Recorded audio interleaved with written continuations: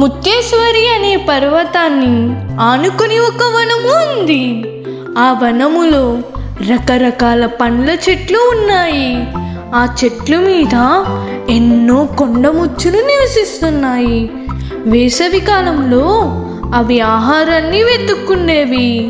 ఒక్కసారి వేసవి కాలము రావడంతో ఆ వనములోని చెరువులు, దొరువులు ఎండిపోయాయి. ఒకరోజు కొండముచ్చులకు విపరీతమైన దాహం వేసింది. నీరు దొరికే అవకాశం లేదు. అవి నీటి కోసం వెతుకుతున్నాయి. అడవంతా గాలించాయి, నీరు దొరకలేదు. అడవి దాటాక వాటికి దూరాన ఇసుకలో ఎండమావులు కనిపించాయి. ఆ ఎండమావులు తమ దాహాన్ని తీర్చగలవని భావించాయి కొండముచ్చులు. అన్నీ అటువైపుగా వెళ్ళాయి. ఎంత దూరం వెళ్ళినా ఎండమావులు మరి కొంత దూరంలో ఉన్నట్లు కనిపిస్తున్నాయి, కానీ దగ్గరలో కనిపించడం లేదు.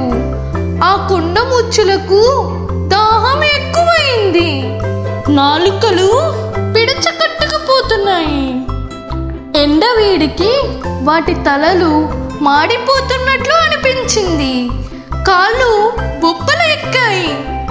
పాపం నడవలేక నడుస్తూ ఒక చెట్టు కింద చెతకలు పడిపోయాయి. తమకు వచ్చిన కష్టాన్ని ఒకదాంతో ఒకటి చెప్పుకుంటున్నాయి. అవన్నీ మూకమ్మడిగా చెట్టు కింద కూర్చొని దాహం తీర్చుకునే విధానాన్ని ఆలోచిస్తున్నాయి. అక్కడ చెట్టు పక్కనే ఒక కుందేలు బయటకు వచ్చింది. ఆ కుందేలు కొండముచ్చులను కలిసింది.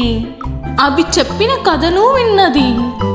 మీ అంత తెలివి తక్కువ వారు లోకంలో ఎక్కడా ఉండరు.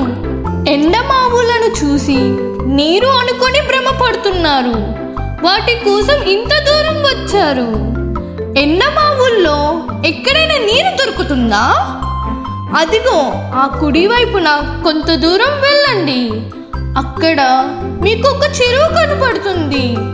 అందులో నీరు తాగి మీ దాహాన్ని తీర్చుకోండి. కుందేలు మాటలు విని కొండముచ్చులు కోపగించుకున్నాయి. ఒళ్ళు మండుకొచ్చింది.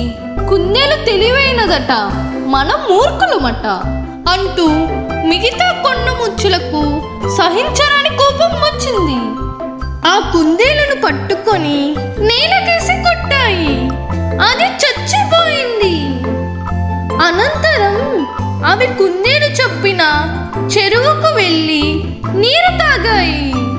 కనుక మూర్ఖులకు హితవు చెప్పకూడదు. అలా చెప్పినట్లయితే కుందేలు మాదిరిగా ముప్పు తెచ్చుకుంటాము.